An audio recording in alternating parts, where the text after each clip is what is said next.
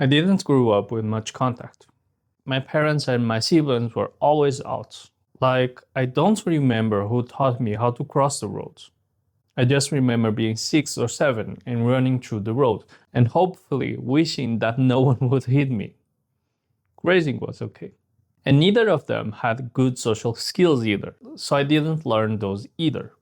But my point is, I wasn't taught how to treat myself right. I didn't have good examples. Like, I always tried so hard to please others, and I didn't have the habit of thinking about myself. So I ended up being used by others, exhausted all the time. And that's why I had depression since I was 14. That was what my life was for 14 years. Getting out of depression and going back in, living every day, running from this, desperate to change, desperate to survive, in despair for a long, long time. That's why I talk about suicide differently, I understand how it's like to live in pain daily, so I don't blame you for thinking about it.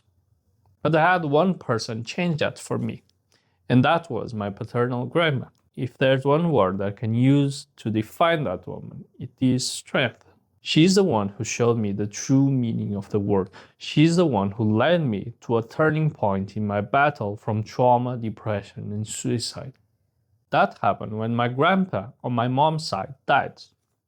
I felt like a failure at the time because I knew he was sick, and I tried so hard to get my mom and my older brother to visit him. I argued, I screamed, because I knew he liked them.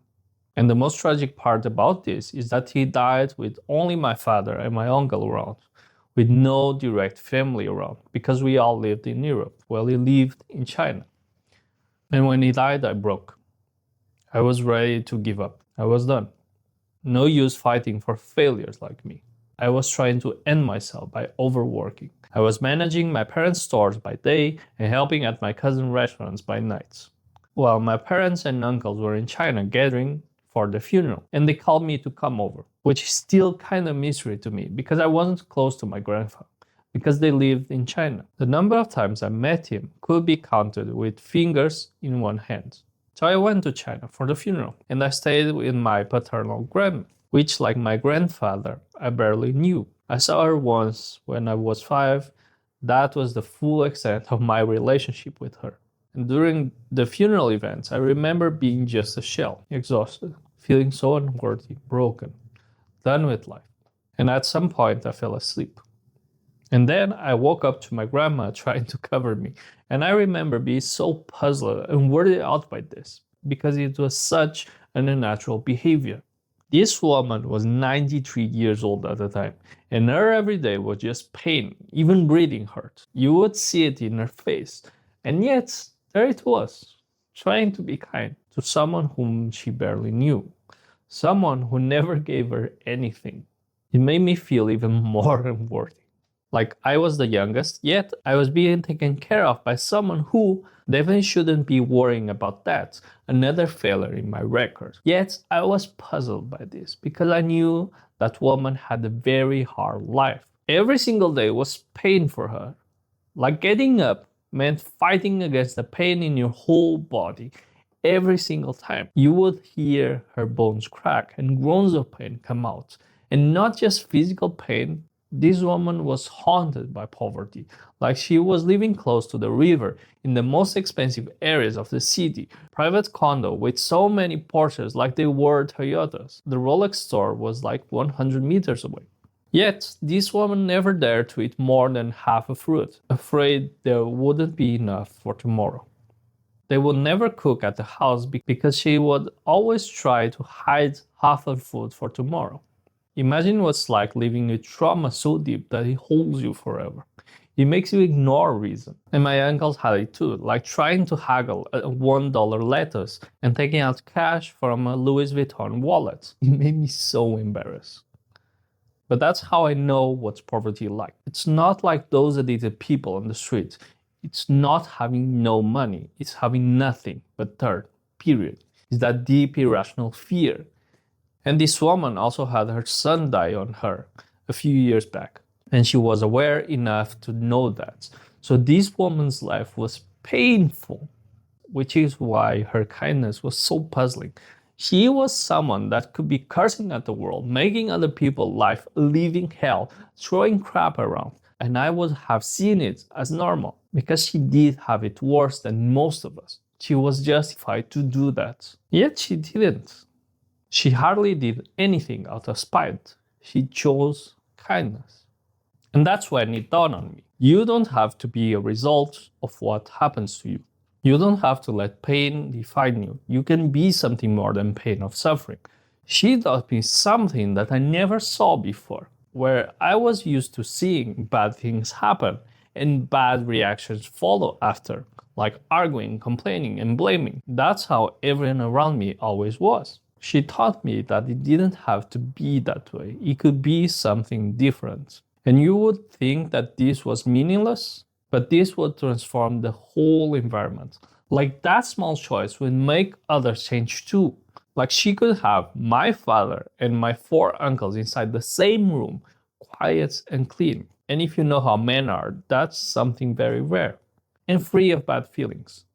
And that's something that I knew, because since I was always trying to please others, I was very sensitive to other people's feelings. Yet, at that house, negative feelings would just vanish. No chaos, no stress, no resentment. It was so effective that I gained 17 pounds in 2 weeks over there. Because for the first time in my life, I wasn't stressed. No one was unhappy or angry. The air was clean. And that is still my best example of true power. It was the ability not just to impact reality, but to direct it. You can find a lot of strong people, but not at this level, that they have a hold on their environment. And that was the first time I saw what I call feminine leadership. Instead of direct action and confrontation and subjugation, she would do these random acts of kindness in order to stave off negative feelings. Like she would know how exactly other people would react, and she would do it in a way that provoked the situation she wanted. Like one day she asked me to buy her a bag of chips, and this woman had no teeth, so she would suck on the chips and they would last very, very long. Very economical. And in the next day, she went out alone and she bought me gold, like 2K worth. And while you might think she lost on that deal, I ended up feeling like I owed her. I was lowering myself on my knees to put on her shoes. I was putting food on her plates. I was cleaning the floor and the stove, dressing her, holding her hand. Something that at that point I never did for anyone, ever. She pulled out sides of me that I never knew I had. She got a butler willing to go above and beyond with a few grams of gold. That is the biggest reward for the least effort.